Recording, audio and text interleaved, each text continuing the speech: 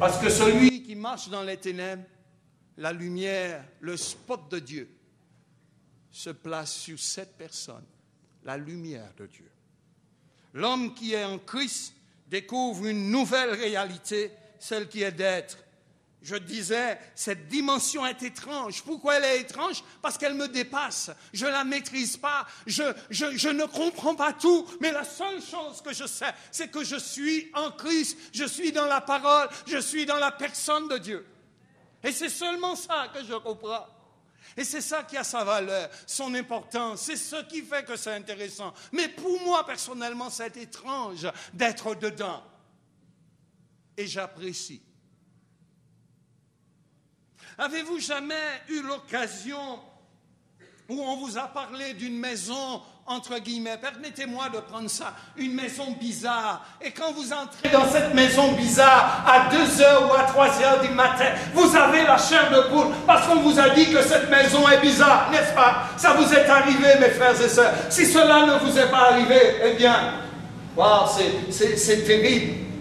Mais lorsque vous entrez dans une maison où on vous a parlé de cette maison, qu'elle est bizarre, quand vous y entrez, le fait qu'on vous a parlé, vous êtes bizarre, vous avez la chair de poule. Eh bien, je veux vous dire, mes frères et sœurs, être en Christ, c'est bizarre, parce qu'on ne comprend pas tout, mais on expérimente ce dans quoi on est.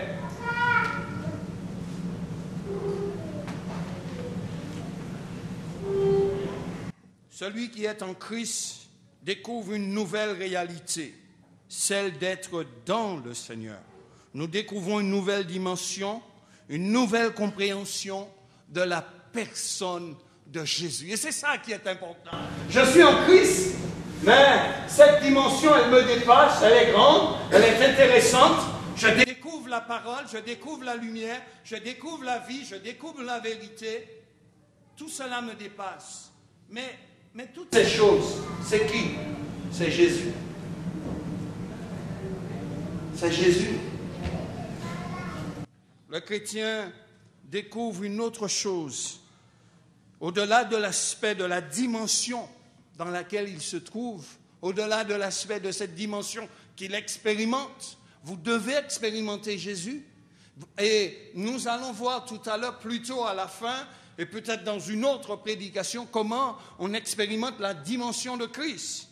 Mais ce matin, je veux dire, le chrétien découvre, première chose, qu'il est le reflet de la personne de Christ.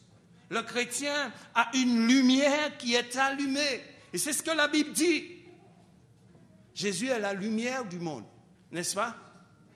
Jésus proclame, je suis le chemin, je suis la vérité, je suis la vie, mais je suis la lumière. Et la Bible dit, la lumière luit dans les ténèbres. Et puis, à ceux qui l'ont reçu, eh bien, il a donné le pouvoir de devenir enfant de Dieu. Le chrétien a une lumière allumée par la venue de Christ et par la personne du Saint-Esprit. Lorsque nous lisons la parole de Dieu, nous nous rendons compte que la Bible parlant de Jean-Baptiste, la Bible parlant de Jean le Baptiste, la Bible souligne que Jean le Baptiste était un témoin de Jésus-Christ. Comment on peut être un témoin si on n'est pas en train de le suivre? La Bible dit que Jean le Baptiste était un témoin de Jésus. Mes frères et sœurs, je veux vous dire, au-delà de Jésus, au-delà de Jean-Baptiste, mais vous aussi, vous êtes appelés à être un témoin.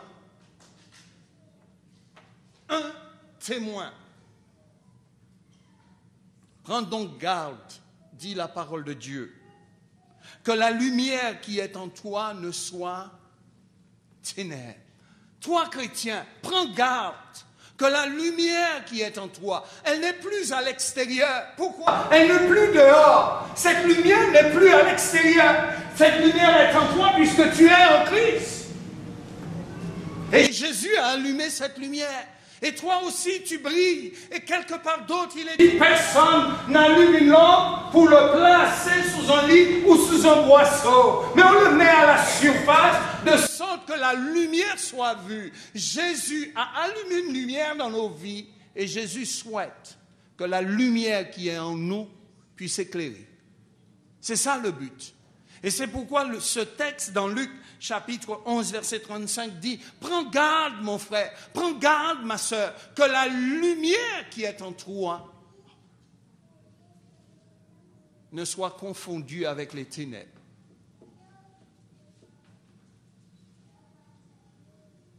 Vous êtes, et Jésus le souligne, vous, mes enfants, vous chrétiens, vous qui êtes en Christ, vous êtes la lumière du monde. Frères et sœurs, avez-vous imaginé cela?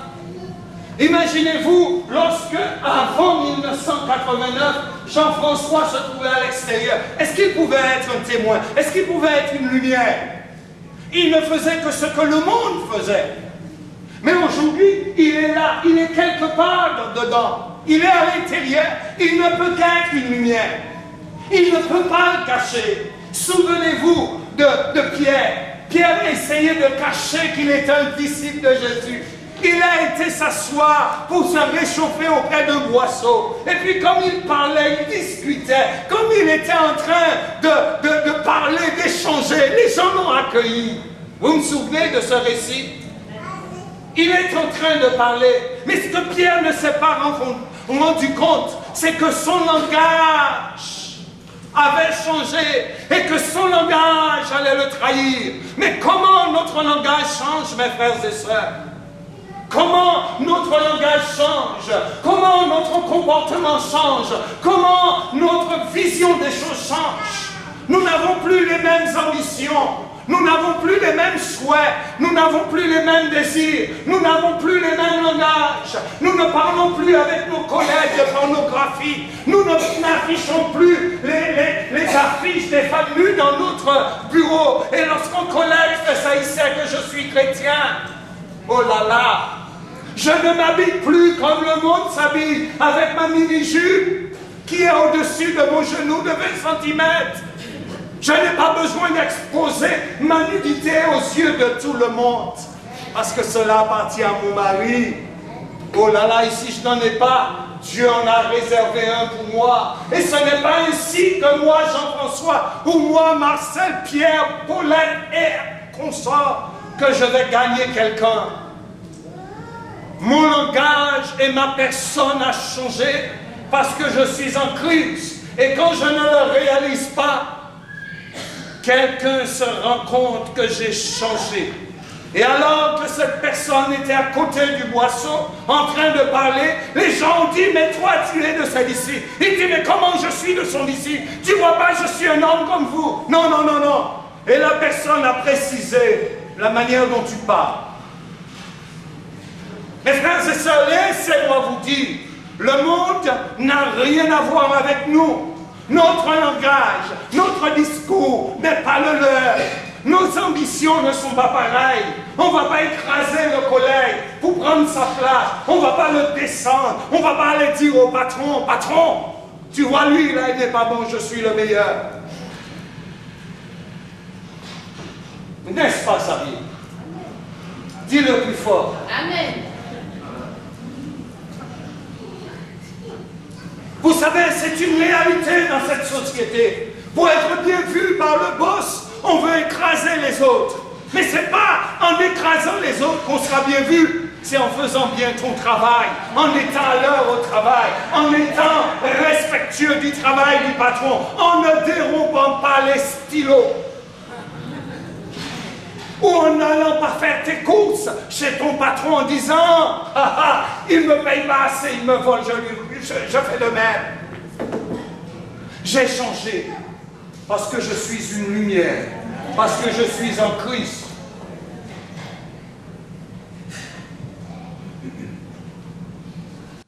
Que votre lumière luise ainsi devant les hommes, afin qu'ils voient vos bonnes œuvres. Vous rendez compte ici, la parole de Dieu, elle est claire, elle est précise, elle est limpide, elle est intéressante. Je ne comprends pas, Seigneur, mais qu'est-ce que tu veux dire par lumière? Eh bien, le texte me dit ici que votre lumière égale vos bonnes œuvres. Que les gens voient vos bonnes œuvres, mes frères et sœurs. Vos œuvres. Alors, quand bien même on dit, on n'a pas besoin de faire des œuvres. C'est vrai, on n'a pas besoin de faire de bonnes choses pour garantir notre place au ciel. Mais néanmoins, parce que nous sommes dedans, parce que nous sommes en Christ, ça découle de soi. Je fais le bien. Vous me suivez, mes frères et sœurs? Parce que je suis en Christ, je fais le bien.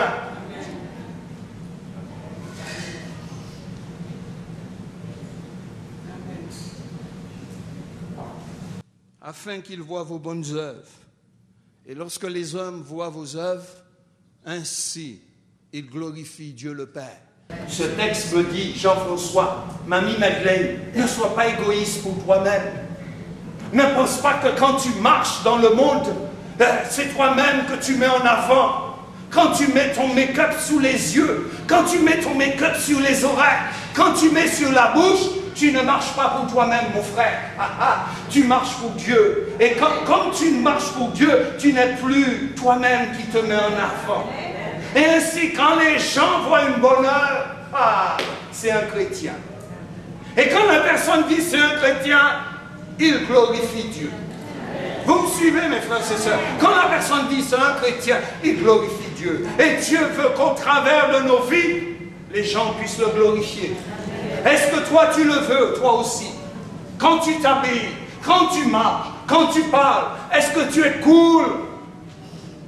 Est-ce que tu es soft? Est-ce que quand tu es dans la voiture, tu tapes sur le volant? Si j'étais...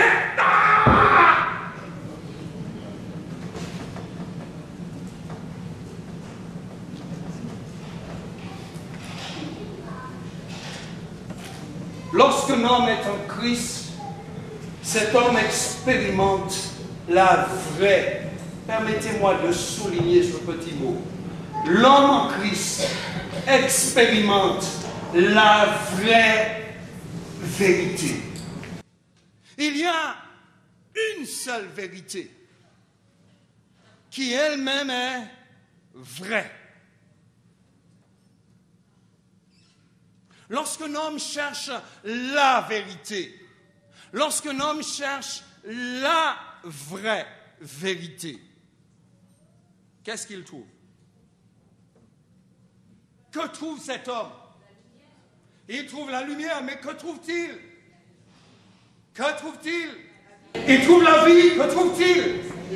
Il trouve Jésus, parce que Jésus est égal à la parole, Jésus est égal à la vie, Jésus est la lumière. Quand quelqu'un cherche la vérité, cette personne trouve Jésus.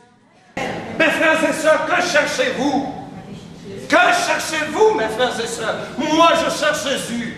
L'apôtre Paul a dit, moi je le cherche parce que je veux le connaître dans toute sa dimension. Quand je cherche la vérité, inévitablement, je ne peux trouver que Jésus. Il y a une équation mathématique qui est sûre que la finalité est toujours Jésus. C'est toujours Jésus. C'est toujours lui. Lorsqu'un homme cherche la vérité, cet homme ne peut trouver que la personne de Jésus. Parce que Pierre, Jean a dit, il n'y a aucun autre nom qui a été donné sous le ciel par lequel l'homme peut être sauvé, si ce n'est le nom de Jésus. Dites-le plus fort. Jésus. Dites-le plus fort. Jésus. Il y a des gens qui ne le disent pas. Comme ça, non. Il y a des gens qui ne n'y croient pas. Vous savez, il y a toujours une minorité qui casse les choses de la majorité. Lorsqu'on cherche la vérité, nous trouvons Jésus. Nous trouvons Jésus.